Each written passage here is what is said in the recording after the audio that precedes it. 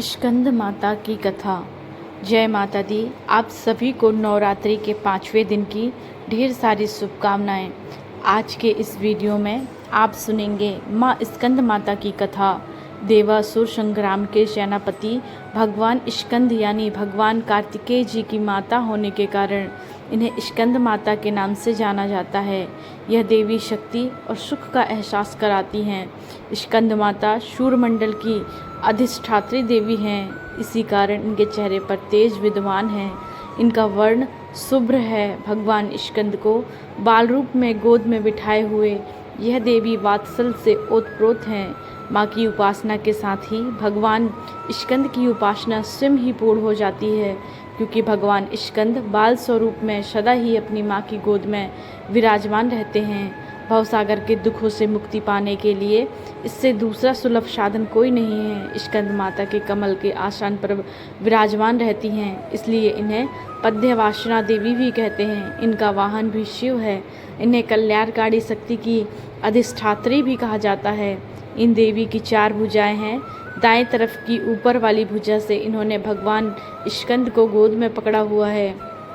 नीचे वाली भुजा में कमल का पुष्प धारण किया हुआ है। बाईं तरफ ऊपर वाली भुजा में वर मुद्रा है और नीचे वाली भुजा में कमल पुष्प है। देवासुर संग्राम के तारकासुर नामक के दैत्य का वध करने के लिए ही भगवान स्कंद की उत्पत्ति हुई थी। प्राचीन काल के अनुसार कार्तिकेय जी का जन्म भगवान शिव और देवी पार्वती जी से दूर सरकंडे के एक वन में हुआ था। उस बालक के 6 मुख थे। उस वन में कार्तिकाय रहती थी और कृतिकाओं को जब वह 6 मुख वाला बालक मिला तब उन्होंने उसका पालन किया। इसी वजह से बालक का नाम कार्तिकेय पड़ गया। भगवान शिव और देवी पार्वती से दूर रहकर वह बालक अब बड़ा होने लगा। कृतिकाएँ बहुत अच्छी तरह से बालक का ध्यान रखती थी। एक दिन शिव जी को अपनी संतान के बारे में पता चला। संतान के बारे में जानकारी मिलते ही शिव ने अपने सेवकों को तुरंत ही सरकंडके के वन में भेज दिया और बालक को लेकर आने के लिए कहा। शिव जी के दूत वीरभद्र, विशालाक्ष, नदीश्वर, दक्षी मुख आदि सरकंडे के वन में पहुँचे और कृतिकाओं के साथ कार्तिकेय स्वामी जी को लेकर शिव जी के पास वापस लौट आए। कार्तिकेय जी कैलाश पर्वत पर पहुँचे तो सभी प्रसन्न हुए। शिव जी और देवी पार्वती ने बालक को गले लगाया और उन्हें बताया कि तुम हमारी संतान हो। शिव जी और पार्वती जी ने कार्तिकेय को परिवार का महत्व समझाया और परिवार के साथ ही समाज की भलाई के लिए काम करने की सीख दी। तब शिव जी ने कार्तिक जी से कहा कि पुत्र, तुम बहुत वीर हो, इसलिए आज से तुम्हें देवताओं का सेनापति नियुक्त किया जा रहा है। उस समय तारकासुर नाम के दैत्य ने बड़ा आतंक मचा रखा था और उसे वरदान मिला हुआ था कि उसका वध भगवान शिव के पुत्र द्वारा ही होगा। जब कार्तिकेय जी देवताओं के सेनापति बने तब उन्होंने तारकासुर का वध किया। माँ भगवती के स्कंद माता स्वरूप की असली पहचान उनके पुत्र स्कंद की वजह से ही है और संतानहीन दाम्पत्यों को खास तौर पर आज के दिन स्कंद माता की पूजा अवश्य करनी चाहिए। स्कंद माता की कृपा से निसंतानों को संतान सुख मिलता है और संतानों से जुड़ी समस्याओं से भी दूर हो जाती हैं। प्रेम से बोलिए स्कंद माता की जय। प्रिय श्रोताएं, अब हम सुनेंगे नवरात्रि की पौराणिक कथा, जिसे सुनने मात्र से सभी मनोकामनाएं पूर्ण होती हैं। जीवन में जितने भी कष्ट हैं वो कम होने लगते हैं। एक समय बृहस्पति जी ब्रह्मा जी से बोले, हे ब्राह्मण श्रेष्ठ, चैत्र व आश्विन मास के शुक्ल पक्ष में नवरात्र का व्रत और उत्सव क्यों किया जाता है? इस व्रत का क्या फल है? इसे किस प्रकार करना उचित है? सबसे पहले इस व्रत को किसने किया? सब विस्तार से कहिए। बृहस्पति का ऐसा प्रश्न सुन ब्रह्मा जी कहने लगे, हे बृहस्पति, प्राणियों के हित की इच्छा से तुमने बहुत अच्छा प्रश्न किया है। जो मनुष्य मनोरथ पूर्ण करने वाली दुर्गा, महादेव, सूर्य नारायण का ध्यान करते हैं वे मनुष्य धन हैं।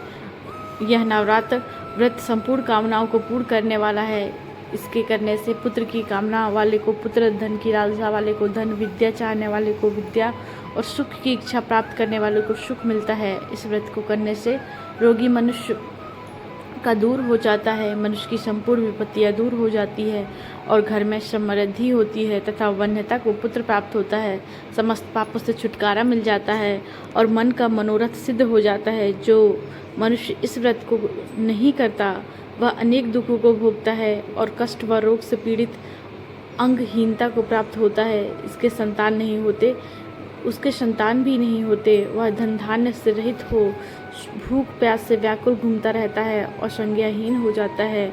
जो साधवा स्त्री इस व्रत को नहीं करती वह पति सुख से वंचित हो जाता है, नानाओं दुखों का भोगती हैं। यदि व्रत करने वाले मनुष्य दिन का उपवास ना करें तो एक समय भोजन करें और 10 दिन बंधुओं सहित नवरात्र व्रत की कथा का श्रवण करें। हे बृहस्पति, जिससे सबसे पहले इस महाव्रत को किया वह कथा मैं तुम्हें सुनाता हूँ, तुम सावधान होकर ध्यान पूर्वक सुनो। इस प्रकार ब्रह्मा जी का वचन सुनकर बृहस्पति जी बोले, हे ब्राह्मण, मनुष्य का कल्याण करने वाले इस व्रत के इतिहास को मेरे लिए कहो। मैं सावधान होकर ध्यानपूर्वक सुन रहा हूँ। मैं आपकी शरण आया हूँ, मुझ पर कृपा करिए। ब्रह्मा जी बोले, प्राचीन काल में मनोहर नगर में पीठित नाम का एक अनाथ ब्राह्मण रहता था। वह भगवती दुर्गा का भक्त था। उसके संपूर्ण सद्गुणों से युक्त सुमति नाम की एक अत्यंत सुंदरी कन्या उत्पन्न हुई। वह कन्या सुमति अपने पिता के घर बाल्यकाल में अपनी सहेलियों के साथ क्रीड़ा करती हुई इस प्रकार बढ़ने लगी जैसे शुक्ल पक्ष में चंद्रा की कला बढ़ती है। उसका पिता प्रतिदिन जब दुर्गा जी की पूजा करके होम किया करते थे तो वह उस समय नियम से वहां उपस्थित रहती थी। एक दिन सुमति अपनी सखियों के साथ खेल में लग गई और भगवती की पूजन में उपस्थित नहीं हुई। उसके पिता को पुत्री की ऐसी असावधानियां देखकर क्रोध आया और वह पुत्री से कहने लगे, अरे दुष्ट पुत्री, आज तूने भगवती का पूजन नहीं किया, इस कारण मैं किसी कुष्ठ रोगी या दरिद्र मनुष्य के साथ तेरा विवाह करूँगा। पिता का ऐसा वचन सुन सुमति को बड़ा दुख हुआ और वह पिता से कहने लगी, हे पिताश्री, मैं आपकी कन्या हूँ तथा सब तरह से आपकी अधीन हूँ। जैसी आपकी इच्छा हो वैसा ही करो।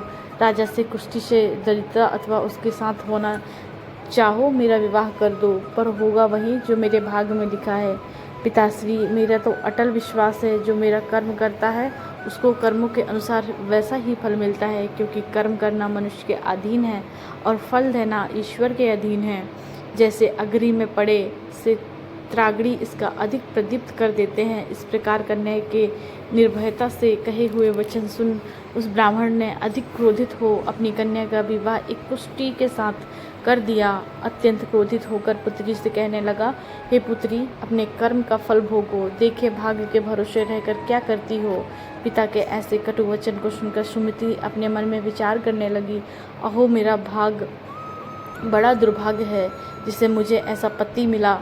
इस तरह अपने दुख का विचार करती हुई वह कन्या अपने पिता के साथ वन में चली गई और डरावने कुशायुक्त उस निर्जन वन में उन्होंने वह रात बड़े कष्ट से व्यतीत की।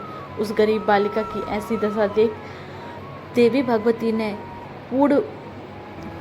पूर्व पुण्य के प्रभाव से प्रकट हो सुमति से कहा, हे दीन ब्राह्मणी, मैं तुझसे प्रसन्न हूँ, तुम जो चाहो सो वरदान मांग सकती हो। भगवती दुर्गा का यह वचन सुन ब्राह्मणी ने कहा, आप कौन हैं और वह सब मुझसे कहिए।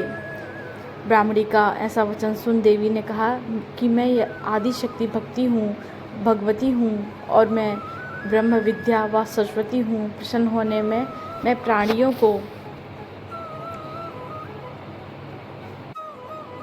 के दुख दूर करती हूँ। मैं तुझसे तेरे पूर्व जन्म के पुण्य के प्रभाव से मैं प्रसन्न हूँ। तुम्हारे पूर्व जन्म का वृत्तांत सुनाती हूँ, सुनो। तुम पूर्व जन्म में निषाद अर्थात भील की स्त्री थी और अति पतिव्रता थी। एक दिन तेरे पति निषाद ने चोरी की। चोरी करने के कारण तुम दोनों को सिपाहियों ने पकड़ लिया और ले जाकर जेल खाने में कैद कर दिया। उन लोगों ने तुझको और तेरे पति को भोजन भी नहीं दिया। इस प्रकार नवरात्र के दिनों में तुमने ना तो कुछ खाया और ना ही कुछ पिया। इस प्रकार 9 दिन तक नवरात्र का व्रत हो गया। हे ब्राह्मणी, उन दिनों में जो व्रत हुआ, इस व्रत के प्रभाव से प्रसन्न होकर मैं तुझसे मनवांछित वर देती हूँ।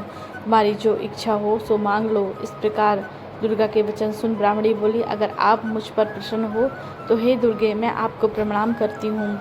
कृपया करके मेरे पति को कोढ़ दूर कर दीजिए। देवी ने कहा, उन दिनों तुमने जो व्रत किया था उस व्रत का एक दिन का पुण्य पति का कोढ़ दूर करने के लिए अर्पण करो। उस पुण्य के प्रभाव से तेरे पति के कोढ़ से मुक्त हो जाएगा। पति ब्रह्मा जी बोले। इस प्रकार देवी के वचन सुनकर वह ब्राह्मणी बहुत प्रसन्न हुई और पति के निरोग करने की इच्छा से वह देवी दुर्गा का तथास्तु ऐसा वचन कहा।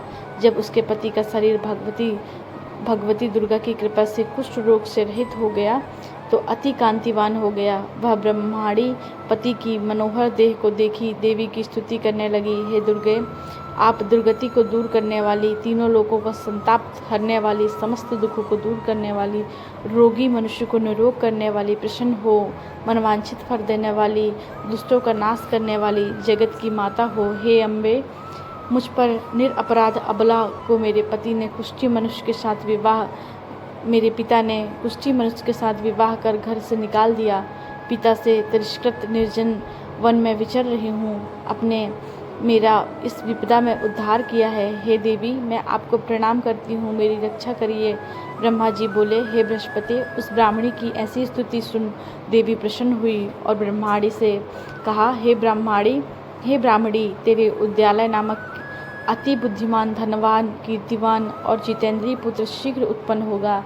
ऐसा वर प्रदान कर देवी ने ब्रह्माणी से फिर कहा, हे ब्राह्मणी, और जो कुछ तेरी इच्छा हो वह मांग ले। भगवती दुर्गा का ऐसा वचन सुन उस सुमति ने कहा कि हे दुर्गे, अगर आप मुझ पर प्रसन्न हो तो कृपा कर मुझे नवरात्र व्रत की विधि और उसके फल का विस्तार से वर्णन करें। इस प्रकार ब्राह्मणी के वचन कर सुन दुर्गा जी ने कहा, हे ब्राह्मणी, मैं तुम्हें संपूर्ण पापों को दूर करने वाला नवरात्र व्रत की विधि बतलाती हूँ, जिसको सुनने से मोक्ष की प्राप्ति होती है। आश्विन मास में शुक्ल पक्ष की प्रतिपदा से लेकर 9 दिन तक विधि पूर्वक व्रत करें। यदि दिन भर का व्रत ना कर सकें तो एक समय भोजन करें। विद्वान ब्राह्मणों से पूछकर घट स्थापना करें और वाटिका बनाकर उसको प्रतिदिन जल से नीचे महाकाली, महालक्ष्मी, महासरस्वती देवी की मूर्तियाँ स्थापित कर नित्य विधि सहित पूजा करें और पुष्पों से विधि पूर्वक अर्घ्य दें। बिरोजे के फल से अर्घ्य देने से रूप की प्राप्ति होती है। जायफल से अर्घ्य देने से कीर्ति की प्राप्ति होती है। दाख से अर्घ्य देने पर कार्य की सिद्धि होती है। आंवले से अर्घ्य देने पर सुख की प्राप्ति होती है। केले से अर्घ्य देने पर आभूषणों की प्राप्ति होती है। इस प्रकार पुष्पों व फलों से अर्घ्य देकर व्रत समाप्त होने पर 90 दिन यथाविधि हवन करें। खाड़, घी, गेहूँ, शहद, जौ, तिल, विलव, वेल, नारियल, दाख, कोटम्ब आदि से हवन करें। गेहूँ से होम करके लक्ष्मी को प्राप्ति होती है। खीर व चंपा के पुष्पों से धन और बेल पत्तों से तेज व सुख की प्राप्ति होती है। आंवले से कीर्ति और केले से पुत्र की, कमल से राज सम्मान और दाखों से संपदा की प्राप्ति होती है। खांड, घी, नारियल, शहद, जौ, तिल तथा फलों होम करने से मनवांछित वस्तु की प्राप्ति होती है। व्रत करने वाले इस विधि का विधान से होम कर आचार्य को अत्यंत नम्रता के साथ प्रणाम करें और यज्ञ की सिद्धि के लिए उसे दक्षिणा दें। इस प्रकार बताई हुई विधि के अनुसार जो व्यक्ति व्रत करता है उसके सब मनोरथ सिद्ध होते हैं, तनिक भी संदेह नहीं है। इन 9 दिनों में जो कुछ दान आदि दिया है उसका करोड़ों गुना फल मिलता है। इस नवरात्र व्रत करने से